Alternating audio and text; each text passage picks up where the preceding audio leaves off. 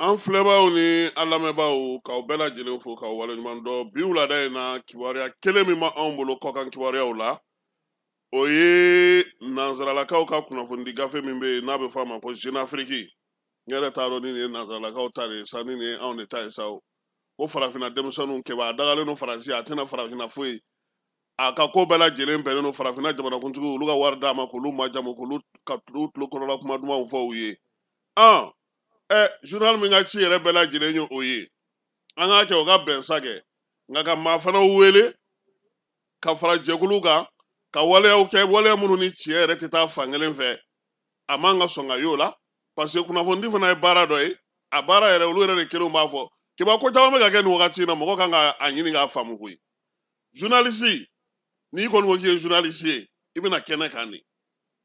nka k'i da dafɛ jamana dɔ la k'i da sokorokun dɔ la k'i to yɔrɔ jan nɔfɛ nin kɛra yan fɛ nin donna ta a kisɛ tɛ tɛgɛ kɔnɔ e yɛrɛ t'a kɛnɛ kan ayiwa peut-être que nin na kɛ aw ka a tɔgɔ de aw ka réseaux sociaux kunnafonidi cogo kura ye kiba dɔgɔkun tɛmɛnen an y'a fɔ bɛɛ lajɛlen ɲɛna yan n ko tubabu u ka kɛlɛ a wulikajɔ bɛnnen don min ma sisan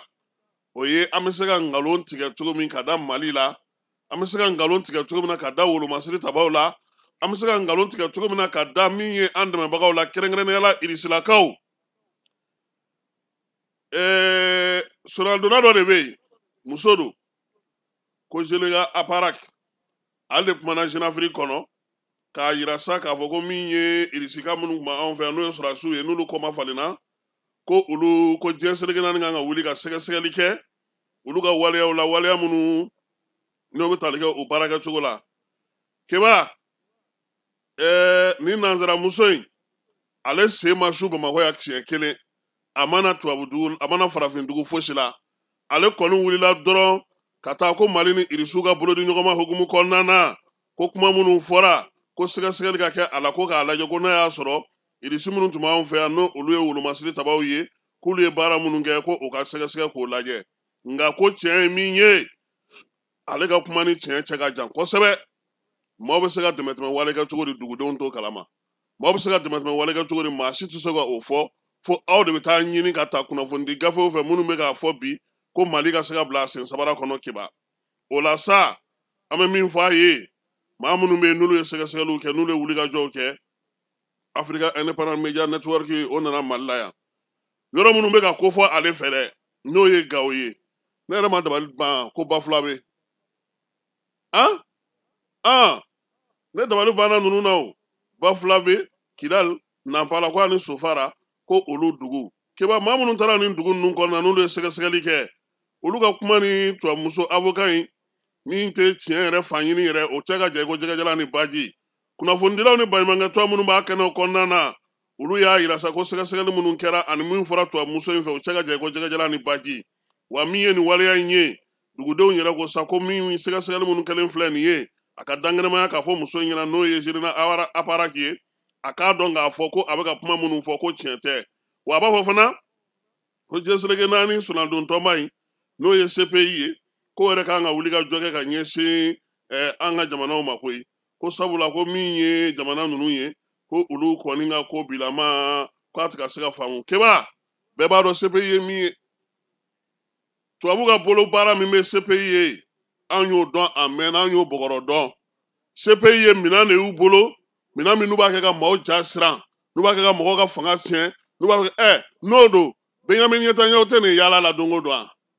a nɔfɛmaw tɛ nin yaala la don o don u tɛ taa fan bɛɛ lajɛlen fɛ munna u t'olu minɛ jamana mɔgɔ joli fɔra bi ko u ka olu minɛ k'olu kiiri n'u tɛ sera k'o kɛ Amerikɛnw b'a fɔ bɛɛ ɲɛna k'olu t'a la bi u t'a la sini u tɛ CPI la u tɛ CPI kɔnɔna na munna u b'a kɛ ka maaw ja siran sabula min ye nanzaralakaw ye n'o ye farajɛw ye olu b'a kɛ k'u ka fanga sinsin ka mɔgɔw sigi k'u ja bugɔ n'a ye ka waleyaw kɛ n'a ye ka jasiran kɛ n'a ye CPI kɔni an y'o dɔn fo k'o bɔgɔrɔ dɔn o ka baaraw n'o ka wulikajɔ o tɛ bali maa si la wa min ye Faransi yɛrɛ kɔnɔna na bi n'i ye nin kuma ninnu mɛn dɔrɔn kɛba i b'a mɛn maa min da Jeune Afrique RFI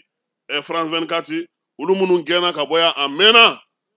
hali u buguri t'an ka jamana kɔnɔ yan tuguni olu de bɛ nin kuma damantan ninnu fɔ suko ani dugusajɛ cɛ wa min ye kajibina nkalonw ye k'olu ta ka da ɲɛmaw la u b'a dɔn min bɛ yen farafina anw fan fɛ bolo fɛ yan kɛrɛnkɛrɛnnenya Mali la a fɔr'u ɲɛna de k'u ka taa an na aw tɛ tuguni maa kura minnu nana olu bɛ ka baara min kɛ o de ma bɛn u ma wa bi wulilen don k'u jɔ de ko irisi kana sinsin yan